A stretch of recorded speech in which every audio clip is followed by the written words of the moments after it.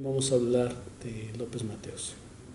Me mandan unas fotografías, voy yo a donde lo tienen, me da un poco de tristeza. Yo quería hacer una nota acerca de esta obra.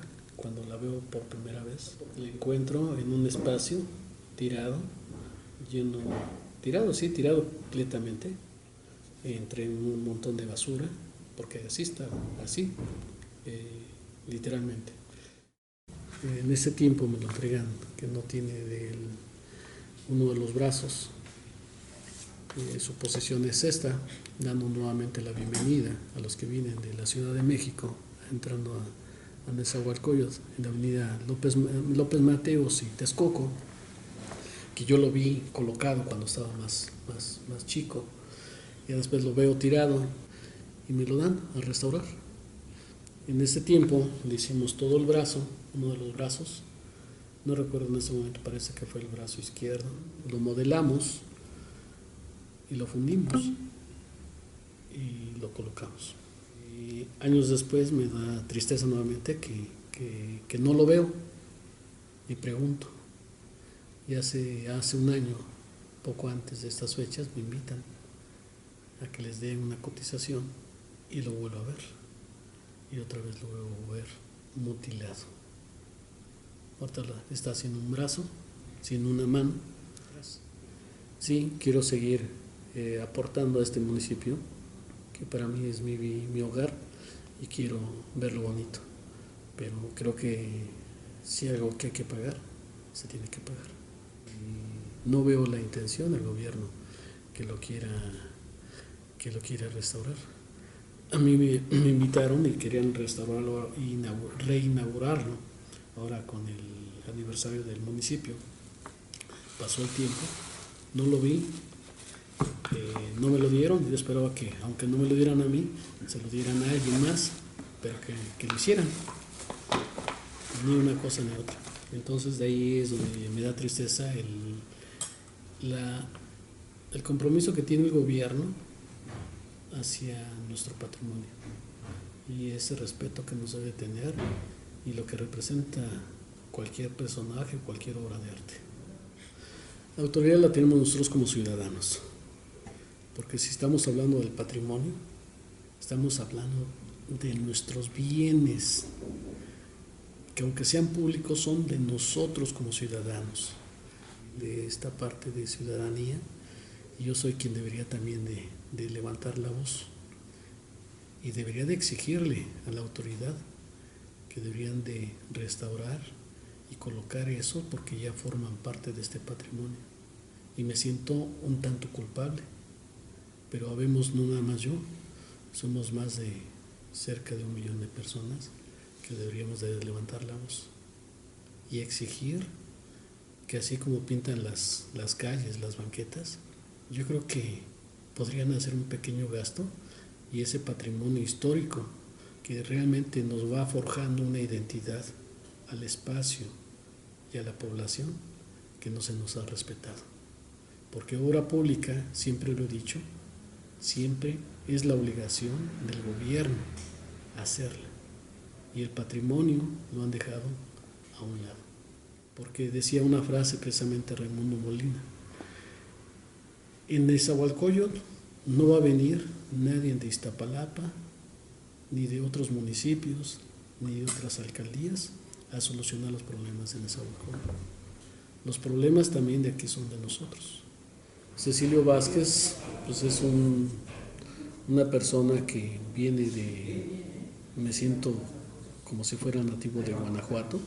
Mi padre y mi madre nacidos allá en una ranchería que se llama ahorita Malcoyote, allá en Guanajuato. Yo tengo una cercanía muy grande con Víctor Villarreal, que hace bailarina clásica, porque mi tío Andrés Vázquez, que ya falleció hace muchos años, él conoció a todos los artistas que había en México, porque él pertenecía, aquí había una fundición que aquí entre las familias que trabajan ahí decían que era la función de los mangas. Y platican los Ponzanelli que ellos dicen que llegan a México y que son los que hacen el boom de la escultura en México. Según ellos, la escultura en bronce, el proceso de la cera perdida, a México, cuando en realidad yo tengo otra versión por parte de mi tío. Aquí en México había, no sé si todavía existe, la fundición que se llamaba la Artística. Esta artística hacían fundición a la arena y hacían cosas artísticas, pero no llegaban a lo que era la cera perdida, ni siquiera la conocían. Llegaron unos americanos, oigan, ¿me puede hacer ese trabajo? Dijeron, no lo sabemos hacer, lo podemos intentar. Yo trabajé para la artística algunas ocasiones, me dieron trabajo, pero sí, ellos llegaron a hacer, yo recuerdo fotografías de mi padre, de mi tío, hacer, no sé, esculturas como las que tenemos aquí en Palacio Municipal, ahí en Chimalhuacán, de Morelos y esos a caballo, de esos mismos personajes, o más grandes todavía, en este taller. Después ellos ya nada más lo que hacían eran, retenían el trabajo y lo comenzaban a destruir. Pero en Aguascalientes se hizo una fundición tan grande que todos los trabajos de gobierno tienen que estar ahí. Eso como en los años 30, 40 es cuando se hace la fundición de la cera perdida en México. Bueno, ya se hacía, porque acordemos que en la parte prehispánica hacían fundición a través de un sobrino que se llama Raúl Abaunza, que su tío le trabajaba a Francisco Zúñiga, que incluso yo en una ocasión yo hacía obra de Bruno Luna y me pagaban 300 pesos y decía que su tío, esa misma escultura que yo cobraba 300 pesos, Zúñiga le pagaba 2,000 pesos. Nunca conocí al tío, supe que era de aquí de Nesa. De hecho, la fundición artística se hace precisamente ahorita donde nosotros tenemos las instalaciones, que fue casa de mi tío Andrés, en la calle 3. Como el 77, 78, aquí en la Colonia del Sol, es cuando se establece Javier Villarreal, que era un empresario judío, con su hermano Víctor Villarreal, ya el de academia. Fue discípulo de Enrique Joly. Enrique Joly fue considerado como un maestro. De él salieron artistas importantes, pero él como artista en las galerías sabían de él, pero no reconocían su obra como una obra talentosa. Él hizo una réplica de cuando llega Cristóbal Colón. Y cuando el maestro Enrique Joly fallece, me pide la familia que les ayude a colocar obra en galerías porque tenían necesidad, y las propias galerías decían que no, su obra no tenía valor porque...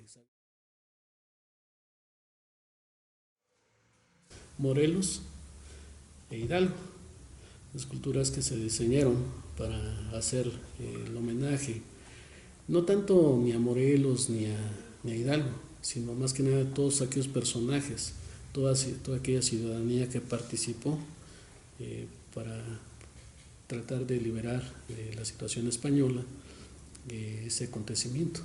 Simplemente se dio con ellos, que fueron los que encabezaban, pero realmente quienes dieron la sangre, porque yo comento mucho de Hidalgo, que realmente él ya era perseguido por el mismo clero, era perseguido por el gobierno, entonces él como que no tenía alternativa más que tomar armas para la defensa de él mismo. Gracias a eso, pues el pueblo igual se levanta y se une y se logra lo que ahorita podemos estar gozando y platicando ahorita libremente de ello. Pues sí, la verdad sí me gustaría verlas en un espacio público, más que nada como presencia y el recordatorio de un acontecimiento que se dio hace 200 años, que ahorita no podemos verlo, pero seguramente fue sacrificio y una situación de libertad.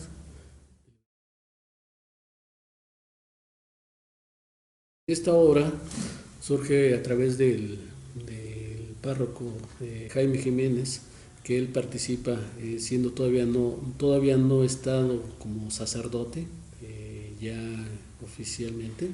Ellos participan junto con otros que ahorita son sacerdotes en una ceremonia que fue, parece que la segunda de las visitas que hizo Juan Pablo II en Chalco, y me hace la invitación a ser partícipe de esta obra de arte en homenaje a Juan Pablo II. La escultura se desarrolla por ahí del año 2003 aproximadamente.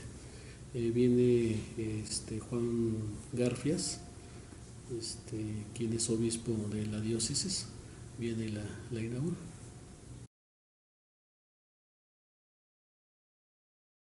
Precisamente en el año 2000 me habla por teléfono Juan Hugo de la Rosa, quien en ese tiempo es director de administración. Me habla por teléfono, yo estando de viaje en Morelos, que me pide que si puedo realizar una réplica de Nezahualcóyotl para finales del mismo año 2000, que porque iba a venir el Rosario Robles a hacer la inauguración, porque en ese tiempo están haciendo la línea B del metro. Pasa algo interesante con esta obra escultórica porque se dan dos hechos importantes. Uno de ellos, que sucede hace como 30 años, que la zona norte de una u otra forma se quiere independizar de la zona centro. Entonces hay unos movimientos, eso nada más es pura hipótesis mía, de que se sienten descuidados. Entonces el gobierno, por buscar un sentido de identidad, quiere colocar esta escultura de aquel lado, que se me hace algo digno y que realmente se tome en cuenta toda la ciudadanía de este municipio. Ese es un sentido de identidad. Y el otro, que para mí se me hace algo bonito y ser partícipe, porque la estación del metro se llamaba Continentes. Y gracias a la realización de la obra, en la cual yo participo, cambia por Nezahualcóyotl. Y para mí ese hecho, para mí es lo más grato que puede tener esa escultura para mí. Fue realizada en el año 2000 y se inauguró hasta el año 2001. Esta escultura por algún tiempo estuvo detrás de las escaleras del lado oriente de este espacio, pero por ahí sí ya no podría decir qué sucedió con esa obra. Y puedo platicar una anécdota un poco tristona de mi persona, porque esta obra se me manda a hacer. Yo cobro una cantidad simbólica porque yo me siento comprometido por mi municipio. Quiero ser partícipe y ser partícipe de él y engrandecerlo y también embellecerlo, la cual ni siquiera se me paga, al igual que otras obras, a su totalidad. Y digo desafortunadamente porque independientemente del dinero, se me hace algo triste ahorita en el sentido de que puedo contar, y tengo una cirugía de poco más de 20 centímetros gracias al estrés que me provocó esta obra que no se me terminó de pagar.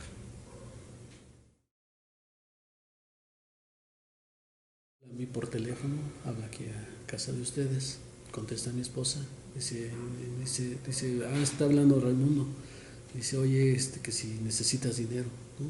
Pues, si estaba yo con un montón de deudas, compromisos que tenía, pues sí necesitaba yo el dinero. Entonces, curiosamente, sé que Raimundo enfrenta al presidente municipal, no recuerdo cuál de los dos Bautista era, y le dice, y curiosamente de la noche a la mañana, de ese día recibo 80,000 pesos. 80,000 pesos que extiende el presidente municipal de la deuda que me tenía. A mí me hicieron hacer todo un catálogo para inscribirme como proveedor municipal. Y ya después, pues lamentablemente, me dicen que quien me va a pagar, me va a terminar de pagar, es una persona que se dedica a hacer cosas de lámparas. Me vuelve a invitar nuevamente y tienen una plaza que se llama Plaza Defensores de los Derechos Humanos, que ya saben el nombre, ya saben la ubicación, ya tienen el recurso a la mano, pero no saben qué hacer. Me invita el director de Derechos Humanos, me invita Juan Hugo de la Rosa, y en una charla que tuvimos los tres, yo les platico, les pregunto, haciendo una forma de entrevista, me dicen que quieren hacer el primer aniversario de Digna Ochoa. Para esto acabo de ver un reportaje que le hacen a Juan Soriano. Le hacen una pregunta a este señor Alarraqui, a Juan Soriano, y Juan Soriano comenta que un día en una mesa tiene un grupo de amigos y él hace el comentario que se sube a la mesa y los comienza a orinar. Dentro de esa libertad que él tiene, porque está en su casa y demás, digo, no supe si se molestaron o no, pero lo que sí, cuando nosotros agredimos fuera de los derechos de otra persona, pues yo creo que las cosas no corresponden. Lo hago en referencia porque es como logro hacer esta escultura. Yo me hago el manejo de la mano, que para mí tiene el simbolismo de la humanidad, y en este caso la bajo, en este caso a este municipio, y la tomo que es el símbolo de la comunidad, donde estos dedos manejan lo que son las leyes, las autoridades de seguridad, los ciudadanos y todo lo que podamos conformar esta comunidad, que es la comunidad de todos los lugares, todos los municipios, las alcaldías. Y la paloma, que en este sentido tiene dos connotaciones, que es la paz y la libertad. Yo la tomo como la libertad. La libertad, que es el pensamiento de cada uno de nosotros que tenemos o quisiéramos tener, de hacer cualquier cosa que se nos pudiera placer y que nadie nos dijera nada por ese pensamiento, que nadie nos dijera nada porque le podríamos decir algo al propio gobierno que está haciendo mal, que podríamos tener, y no tanto por incomodarlo, sino por compartir y aportar algo para este espacio. Entonces es así como se retoma. Entonces yo hago y termino diciendo, ok, en estos tiempos todos logramos tener esa libertad que tienen en Europa, que tienen en Estados Unidos, que tienen en Asia. Bueno, pero ni modo, pero gracias a estas leyes y a esas autoridades con las que tenemos, podemos tener un control y tener cierto respeto hacia los demás, y poder, es la mejor forma que tenemos para conducirnos por el momento. Esa es mi frase, con eso terminé, y me dice tanto Juan Hugo como el director: tienes plena libertad en hacer lo que tú quieres hacer, bajo este argumento. Jamás me supervisaron, jamás me dijeron nada, nada más me dijeron cuándo la tienes porque ya hay que inaugurarla. Ese fue en el año 2003.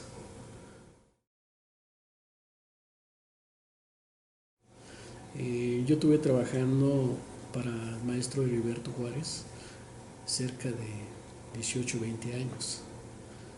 Puedo decir obras importantes que se hicieron, que están en el Hotel Ritz-Carlton en Cancún. Hicimos una obra que era un cilindro en la cual se plasmaba desde el satélite Morelos, situaciones de Mexicana de Aviación, los ingenios que hay en México. Hicimos obra en la Universidad de las Américas, que está en Puebla. Hay un espacio escultórico muy importante que él hizo, obra monumental, que su servidor trabajó esta obra en la reproducción, y obras que se fueron a Estados Unidos, de un artista que se llama Bruno Luna, que tengo trabajando más de 30 años, Almanzor. Llegué a trabajar obra del maestro Víctor Villarreal, que realmente es el primer acercamiento que yo en lo particular tengo con el arte. Una de las obras que se hizo en este taller de Víctor Villarreal, que tenía como socio mi tío Andrés Vázquez de Kuyosowski, hicimos 200 reproducciones para que nos demos un ejemplo de la cantidad de obra que se hizo aquí en Nezahualcóyotl, desde Nezahualcóyotl para el mundo, de ese acontecimiento que se dio en Templo Mayor. Un caballo que se comenzó a trabajar por unos días. El hocico estaba de plastilina, pero se lo tuvimos que quitar para completar con para el otro caballo. Pero sí, la idea era, ¿cómo se llama? Se lo puedan llevar, que lo disfruten. Entonces aquí vemos la variedad que se puede hacer. En este caso, para mí el bronce, en cuestión escultórica, es una aleación que es la mejor maravilla que podemos tener. ¿Por qué? Nosotros tenemos la plata, el oro, pero no les podemos dar ciertas oxidaciones. Mas, sin embargo, el bronce viene siendo una aleación del cobre con un metal blanco. Ya se forma un bronce. El bronce tiene una variedad infinita de usos y de aplicaciones. Mi fórmula para hacer mis trabajos escultóricos: cobre, estaño y zinc. El zinc es un buen antioxidante, pero tengo que proteger algo que me debe de permitir oxidar y a veces que no se oxide demasiado. Tengo que hacer un equilibrio en ambas cosas. Es ahí el juego. La fundición para mí es ser como ser un buen cocinero. Yo puedo hacer una prueba aquí así, y a través del conocimiento que tengo, yo sé que si la pieza tiene poro o no, pero a través de esa receta de cocina.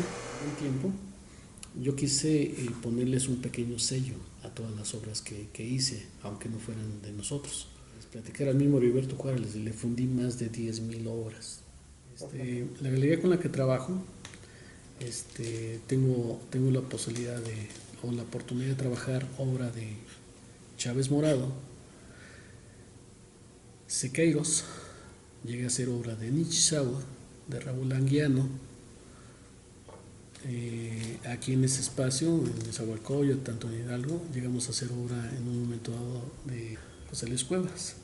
Aquí en este espacio tuve 2 cuadros de él. Hemos hecho obra de Ricardo Cruz, de un maestro muy importante, fallecido también, que era arquitecto y escultor, que fue Marcelo Morandín. Él quería hacer una obra, precisamente hablando de esto de la paz, quería hacer una obra para las Naciones Unidas, que a final de cuentas quedó aquí, ahorita está en Los Pinos. Hablando de Los Pinos, hicimos también un Benito Juárez, que se fue para Manzanillo, Colima. Fuimos a promover esta obra de Benito Juárez a Los Pinos, y gracias a esa visita logramos que el gobierno en ese tiempo era Cedillo, que también se hizo en el año 2000, curiosamente, junto con el maestro Sergio Andrés Fernández, que este maestro también fue discípulo del maestro Urbina, y el maestro Urbina fue quien hizo la restauración del Ángel de la Independencia después del 57. Sí, hasta allá nos estamos remontando. Como una cosa nos lleva a otra.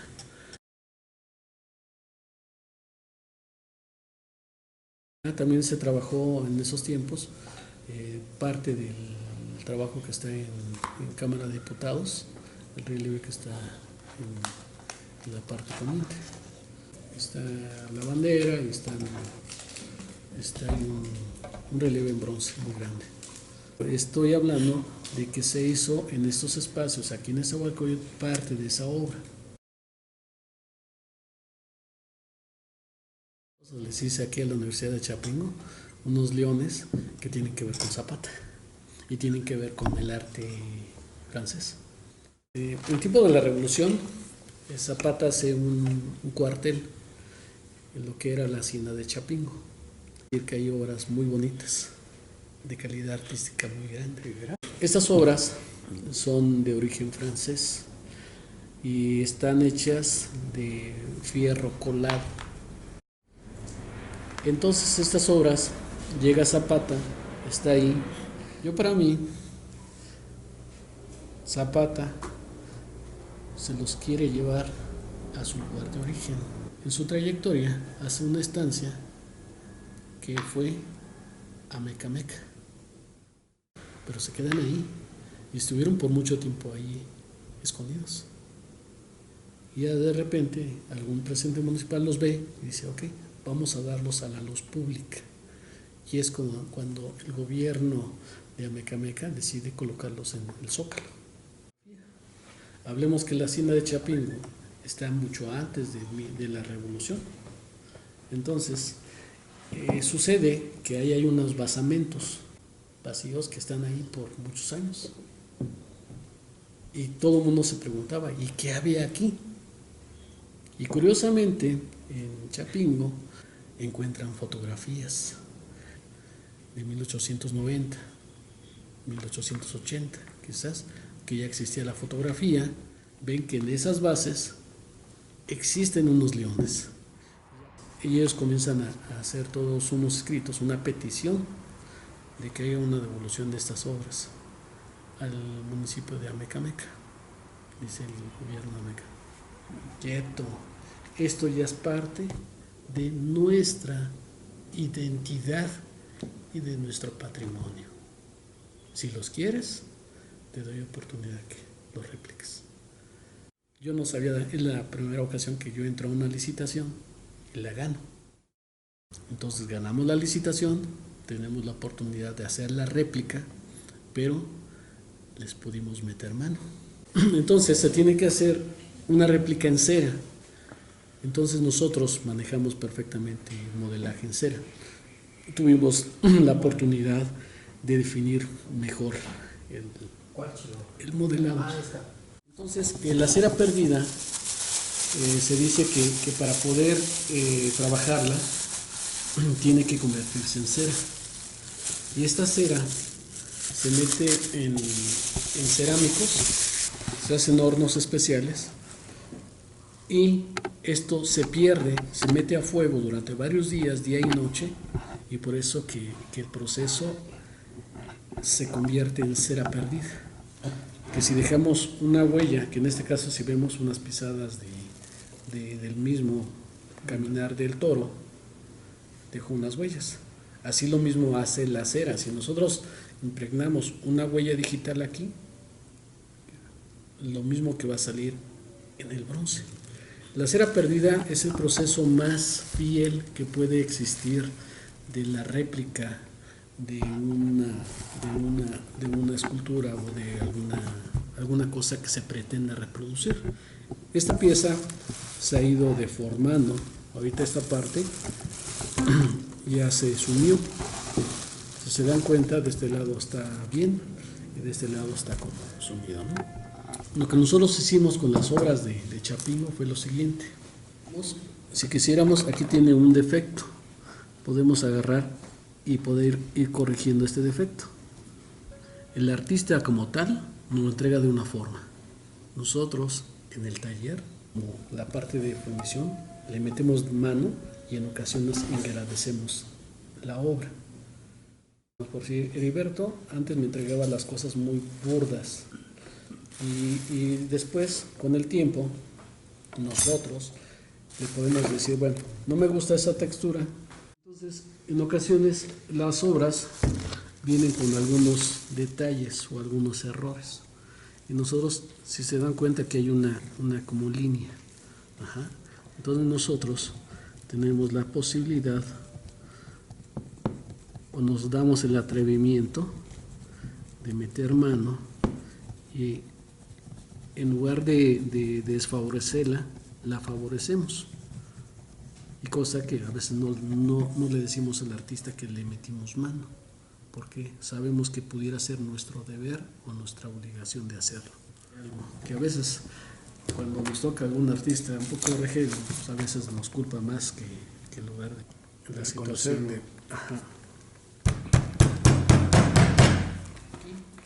Aquí nosotros lo que hacemos es abrir un poquito y vamos a abrirlo un tanto de aquí hasta acá y metemos la mano para poder darle volumen a la obra.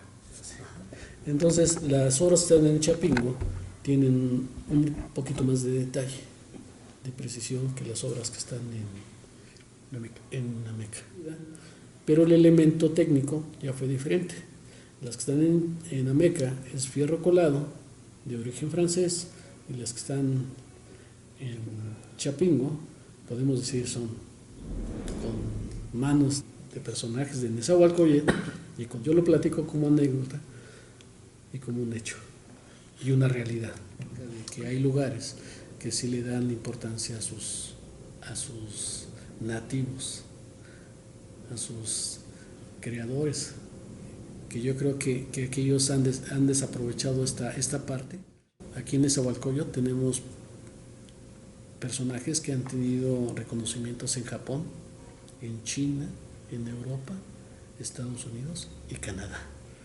Y cuando aquí no sucede eso.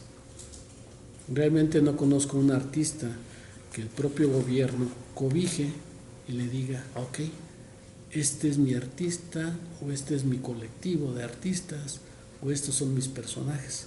Porque la historia de los espacios no lo hacen los gobiernos, lo hacen sus artistas, sus pintores, sus escritores, sus bailarines. Quien le da identidad a un espacio es la cultura que tiene. Estaba yo haciendo un escrito de Comala, allá en Nayarit, que todo el mundo agarra y pregunta por Juan Rulfo, cuando realmente él no nace ni siquiera en Nayarit, él nace en Jalisco. Realmente cuando el gobierno le da importancia, hablando de Pancho Cárdenas hace rato, Pancho Cárdenas es un referente en Iztapalapa y sí está cobijado por el gobierno de Iztapalapa, pero no es el único artista. Es el artista que ha destacado por esta obra que tuvo resonancia a nivel nacional.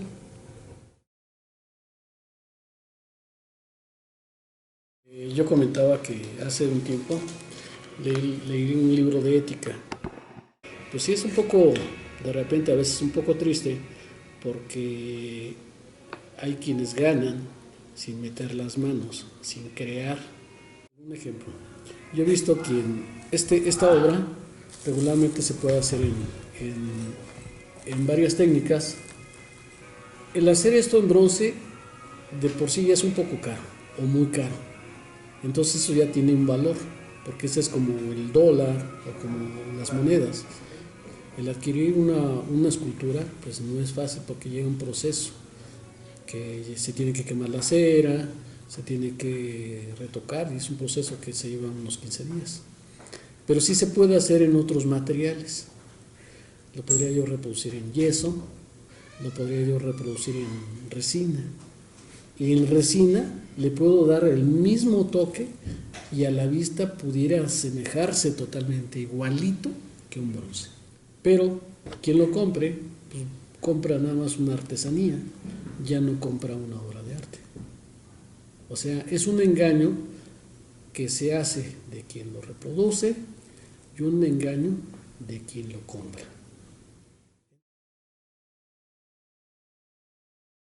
Recordemos que cualquier metal teniendo contacto con la humedad se oxida.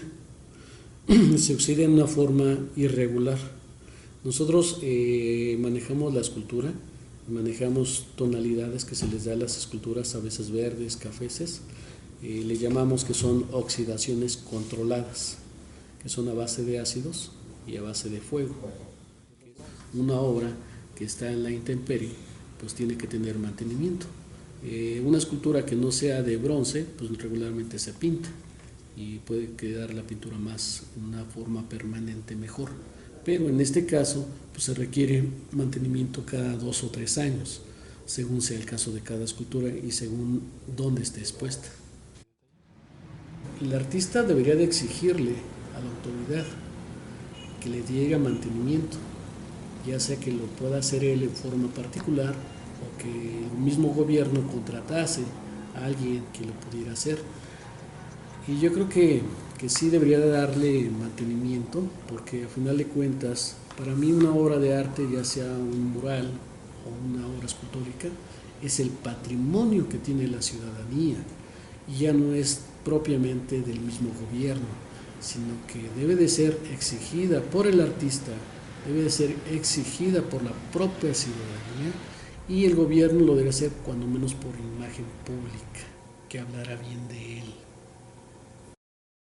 No, realmente me gustaría que en un momento dado, sí los gobiernos, o en este caso el gobierno municipal, pudiera caminar junto con los artistas en todos sus índoles de disciplinas, porque a final de cuentas lo que haga el gobierno es su obligación, pero lo que haga un artista dentro de su municipio va a ser el referente de la historia y la identidad de esta comunidad. Ahorita estoy aquí con el maestro Lorenzo Andrade, que ahorita él es pintor y él es un nahual, él es comunicador del conocimiento ancestral y ahorita conjuntamente estamos trabajando una obra que es un monolito. Yo creo que más bien le pediría a él que pudiera hablar de esta obra.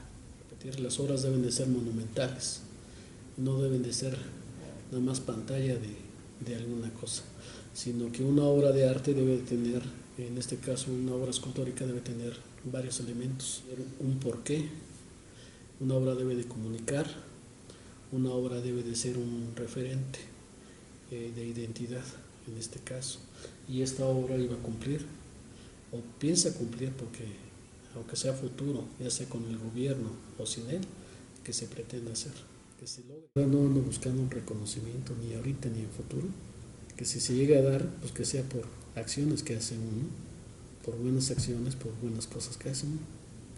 Y bueno, ya eso no lo determina uno, lo determinará el tiempo y la historia.